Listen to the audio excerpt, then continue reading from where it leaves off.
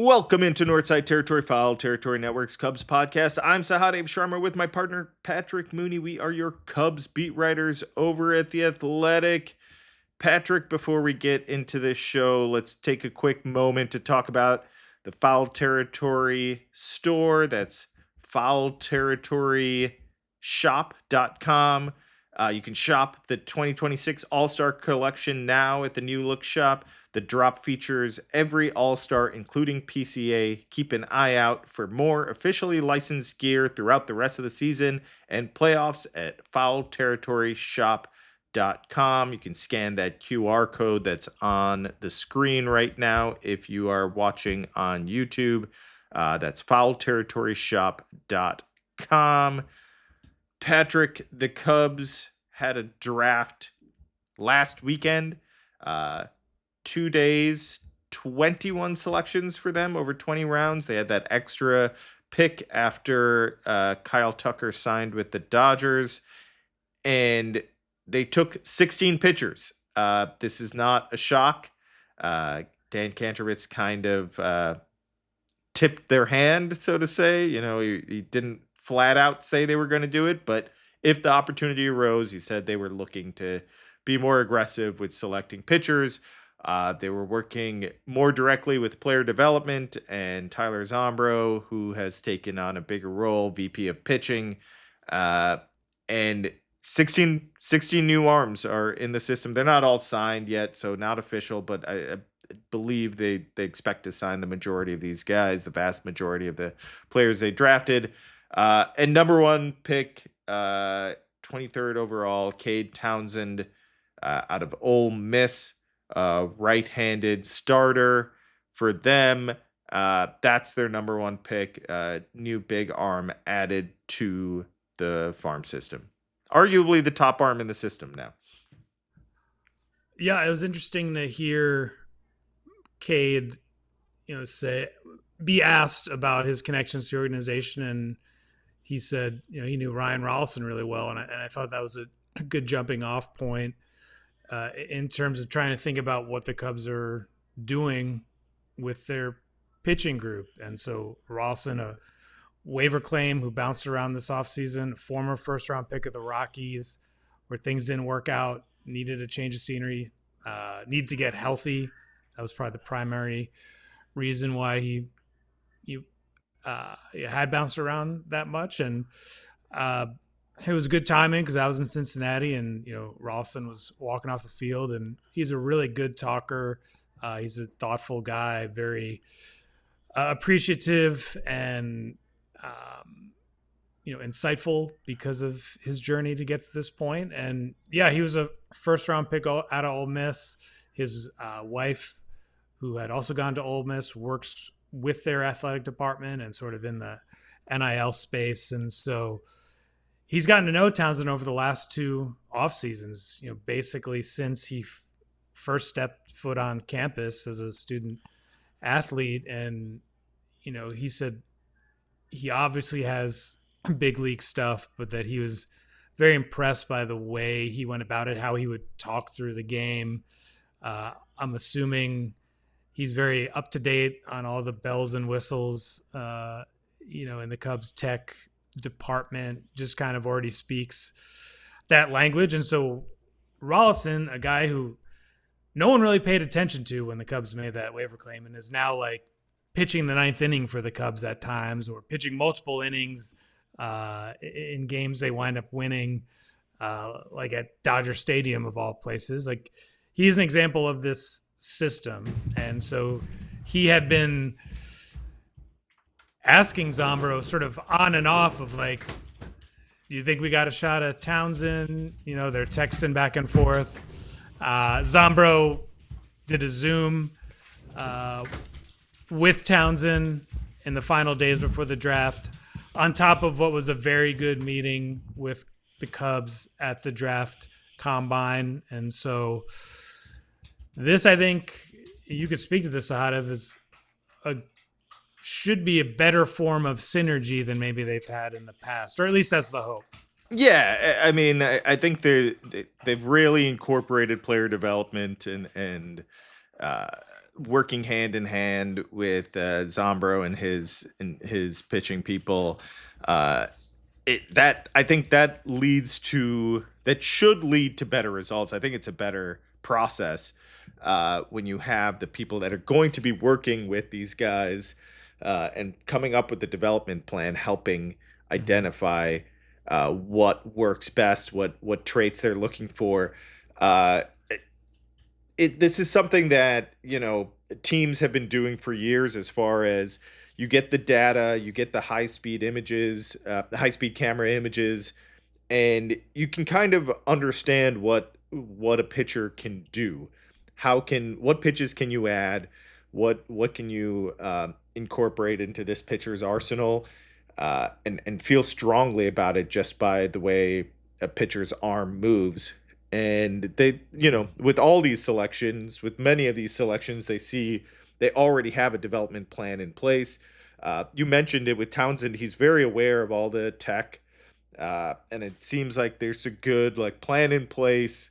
These guys trust, he's on board, and he understands all the things that they want to do, and they already have a development plan in place.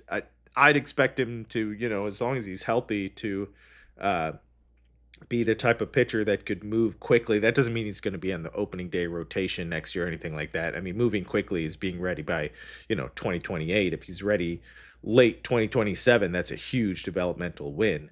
But this is a guy that he's smaller in the sense, he's 6'1", but he holds his velocity deep into games. Is he a 5-6 inning guy? Can he go 7-8? We'll see. But he's got a deep arsenal, and I think they believe they can add and refine it, add to it and refine it. It's intriguing to kind of see them go so aggressive with pitching, and I'm curious to see how player development goes right now when it comes to pitching, because it is different than it was even a year ago. So they have it's a different way of attacking things, and we'll see how it goes, because they certainly are much more optimistic as far as pitching goes than they had been before. I did not get a lot of great reports after last year's draft when it came to the pitchers. Not a lot of high upside. There's boom or bust potential with a lot of these guys, but I think Townsend is someone that consensus seems to be this isn't some crazy reach, or this isn't a guy with low end stuff who's just a mid to back end rotation guy. He's a mid to up front of the rotation guy if all things click. Yeah, look, I mean, Cade Horton, I think, gives them a little more confidence or credibility in this area. Obviously, Cade Horton is now recovering from major surgery, but how they were able to manage him last year and sort of take what they saw in flashes at Oklahoma and kind of transport that to the major leagues is very impressive. Townsend pitched 2 years at Ole Miss. 1 year wasn't very good. Not sure if he was the best pure pitcher on his team for college this season, but he's doing it in the SEC for a College World Series type of program. They have all these various stakeholders now working together to give, PD just a little bit more raw material to work with. Instead of waiting for it not to work for the Rockies' first round pick this year and then waiting 5 years to get him, what if you get him from the start and can put him on a plan and see where it goes? Exactly. All right, let's take a break and talk a little bit more about some other intriguing arms that the Cubs drafted. Kip, I've been looking for the best deals for the All-Star Game tickets in Philly. Where are you going to get some tickets from? I'm going straight out to right field. If Harper and Schwarber both join the home run derby, I want to be catching the hometown guys hitting them. So I'm going out to the right field, kind of where I think I could get the best chance of catching one of those home runs. maybe in the second deck. You can go on the app and you can look to see what your view is going to be because them boys are going to be launching them, Jones. And with over 35 million downloads, SeatGeek is the #1 rated ticketing app. There's more than 70,000 events listed at SeatGeek, including concerts, sports, festivals, and more. And of course, I have a code for y'all. You can use the code Territory10 for 10% off your next set of MLB tickets at SeatGeek. That's 10% off MLB tickets with promo code Territory10. Make sure you click the link in the description to download the app and have the code automatically added to your account so you can use it later. Thank you to SeatGeek, and we'll see you at the game. All right, like we said, 16 pitchers selected by the Cubs over the last weekend. I believe their second pitcher picked. They went pitcher, 2 bats, and then another arm. Carson Yasa. This guy's 6'7", Patrick, just a giant of a man on the mound. Very athletic, quick arm. And that's something that the Cubs immediately believe they can work with as far as a developmental plan. This is a guy who throws 96-ish, I believe he averages with his fastball already. And he's not using his lower half as efficiently as he can. It sounds like it's a short stride, not much depth in the lower half. They think with like working out their high performance team, working with him and just teaching him how to use that part of his body better, they're very confident they can add multiple ticks, and that by like spring training, this guy's going to be close to, if not touching, triple digits. That's a big deal. I mean, these are the types of things that I'm talking about when I say like working with player development. Like you already have, you're having Zooms, meetings with these guys and talking about plans before you're even selected, and figuring these things out, and guys are, buying in on plans and saying, okay, yeah, I think that makes sense. That's the type of stuff that, that's what the best orgs do. Now we need to, these are plans. So when I say all this stuff, it's important to remember, like, the Cubs haven't done anything yet with these guys. They've done little things, in workouts and talk to them about stuff, but they haven't actually executed the plan as of yet. So you have to see them execute it. But this is a guy that comes from a high slot, has feel for his breaking balls, and they believe they can add more ticks to it, and that they can add to his arsenal. I think they want to add a sinker to this guy's pitching repertoire. Yeah, I think with all these guys, you have to be open-minded but realistic, and I like hearing sort of the how and why some of these selections were made. And that particular pitcher, I believe, was recommended by Ty Nichols, the scout who had recommended Cade Horton. He's a longtime experienced scout in the Cubs organization, and I think he's someone that they listen to. Definitely that the size jumps out. Like when you're on deadline, sort of like piecing together some of the stuff. It's like, oh, that dude's 6'7". They're taking him in the third round. As a pure reliever play. Like, yeah, I think really what you're looking for too is like, what if this guy just like clicks for one season or a post trade deadline and another season, not this year, but I'm just talking about down the road. Like, I think to have sort of a realistic view of like, this guy's got stuff, they've got a plan, and if you could just sort of capture something a few years from now, that's really what you're looking for.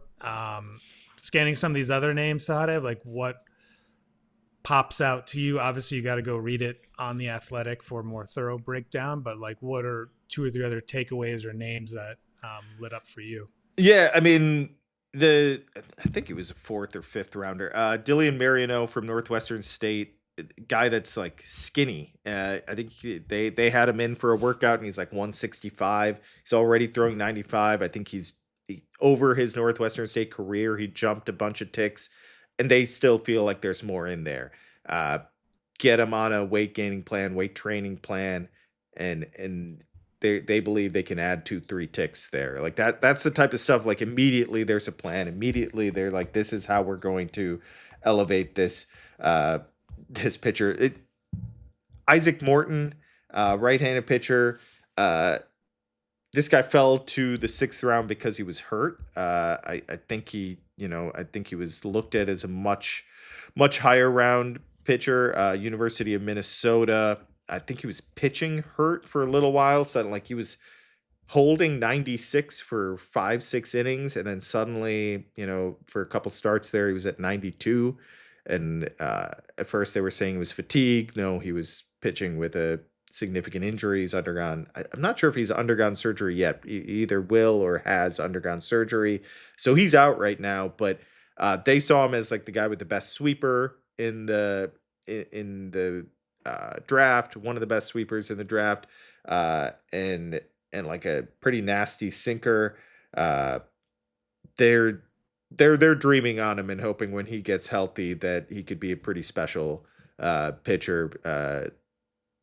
I wrote Logan Webb is the dream with more velocity. I want to caveat all these things. That's what you hear. Like, obviously these are dreams. These are hopes. Is it possible? Sure.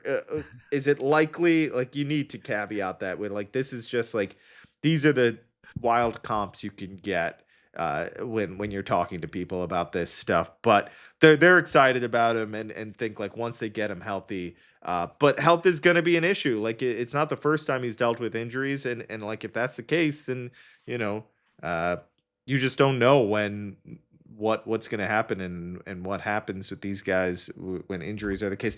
And then there's a kid that they drafted out of Clemson. I thought this was interesting. Ariston Vesey.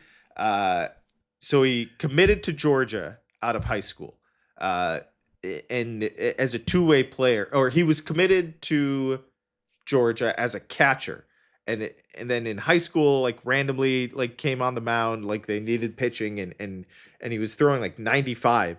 And they didn't really know what they had with him. So then he ended up going to Alabama as a two-way player. In 2 years, only pitched like 3 or 4 innings. Transferred to Clemson, where he was a reliever, under 30 innings this past season in 20-something appearances. But he was touching 97, basically fastball, curveball. But again, what we're talking about with developmental plans, they're breaking down like how he throws and his arm path and the everything that he does with how he moves, and they're like, we can add this, and this, and feel very confident about being to add those things, and they have a plan for him to add multiple pitches.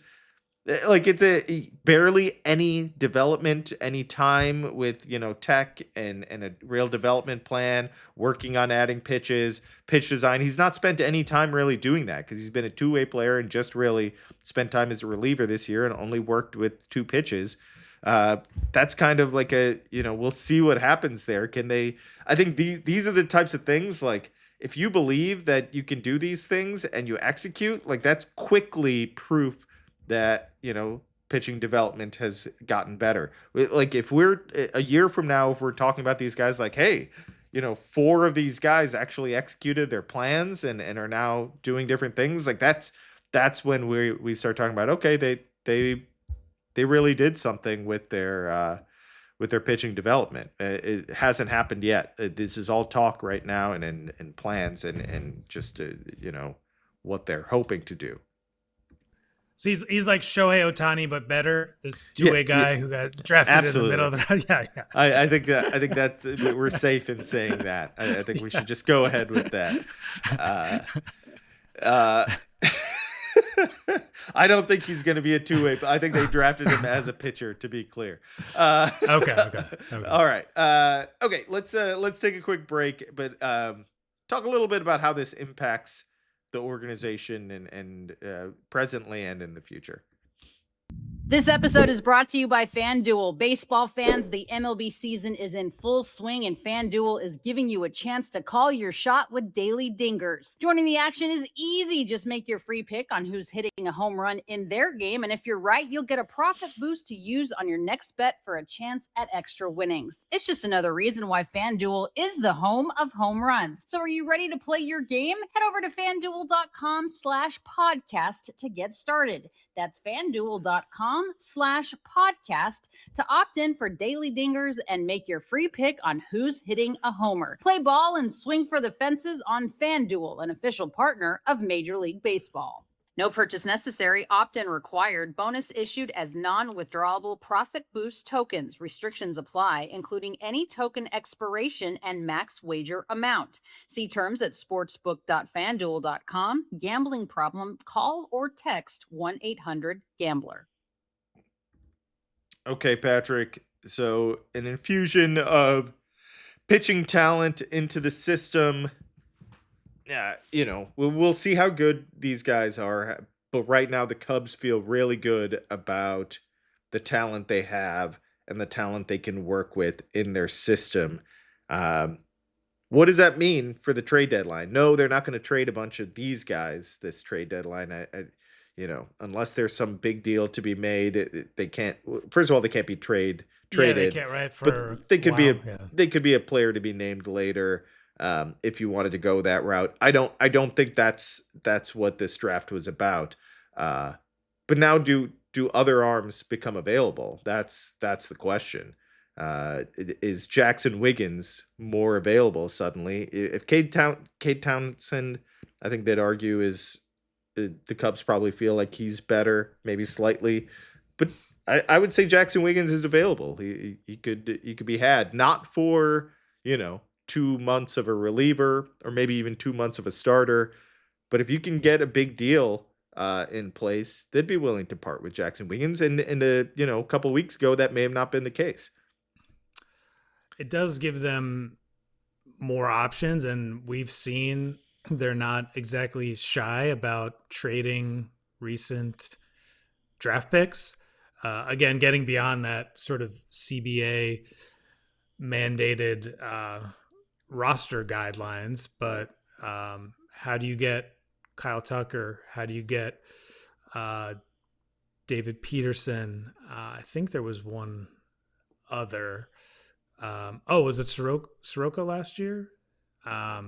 Anyways, they've at the trade deadline, in terms of using guys who were drafted in, say, whatever the years are now, 23, 24, 25, kind of in that time frame of being willing to move those for right now help. I think it's a good strategy. I think, you look at how hard it is to get to the majors, how long it can take, how long before a player feels comfortable and ready to perform at that level. They're in this cycle now. The window is open. That is interesting to hear about Wiggins because he's sort of like the only pitching prospect that I think gets real traction as sort of a, maybe not a headliner, but like a 1B sort of headliner in a deal. Like their pitching depth has been severely depleted. Now there are probably organizations that may see certain Cubs pitching prospects and can run through the miles and have a similar plan, what you were just discussing, Sahadev, just kind of on the other end of like, if we get this guy here, give him this opportunity, make this tweak. There probably are some of those guys, but in terms of the guys that really move the needle, it's kind of Wiggins. And that is interesting to hear that on June 1st, even though I think he was still injured at that point, maybe you don't want to give him up, but now last we heard, he's pitching in the minors, and they have a little more inventory on the minor league side. That does open things up. Yeah, and if you're making a list of the Cubs' 10 best pitching prospects, I mean, how many come from this draft? I'd say more than half. That's an indictment of where the pitching was and also a compliment to this draft. But when you draft in bulk like this, you hope that it adds to your high-end talent or potentially high-end talent. So yeah, I think they're more willing to move. Honestly, I think anyone that was in the system, pitching wise, before this draft can be had in the right deal. They're not giving anyone away, but I don't think there are any untouchables on the pitching side. Um, Probably, like, if it, even on the position player side, you could make the argument that there aren't really any untouchables. It would take a pretty big deal to get someone like Jefferson Rojas or Josiah Hartshorn, uh, but or any of the big leaguers or formerly big leaguers like Ballesteros, Matt Shaw, Pedro Ramirez. They're not giving those guys away, and likely aren't moving any of them for rentals. I don't think anyone I named just there would be moved for a rental. So it's a pretty available group as far as their farm system, and it's a system that's gotten much better over the course of the season. I'd say they were bottom 10 and now middle 10 as far as the system goes, from where they've jumped. And maybe the pitching, if some of these guys will probably pitch with that they drafted, some of them will pitch this year. If some of them look really good, maybe it pushes them up a little bit more as far as how good the system is. But yeah, they definitely have more to work with and more willing to move guys, and I think that matters. I think that's a big deal. And I mean, these are guys, you can work with during a lockout, right? Of like, they would not be on the 40-man roster yet. You would still be able to, even if they don't go out and pitch this summer, you'd be able to implement a comprehensive long-range plan. And, everyone says we take the best available. I think most of the time they mean it. And then I think there are certain circumstances where you just have to look at what you have and sort of plan accordingly, because all of these are just like educated guesses, and getting that many pitchers just gives you a better chance to have one or two breakthrough eventually, or a couple can stay healthy enough to be factors either as trade chips in a different trading cycle, or maybe they do. We've seen it this year. Even if you're just able to be an up and down optionable reliever, like that holds a ton of value in today's game.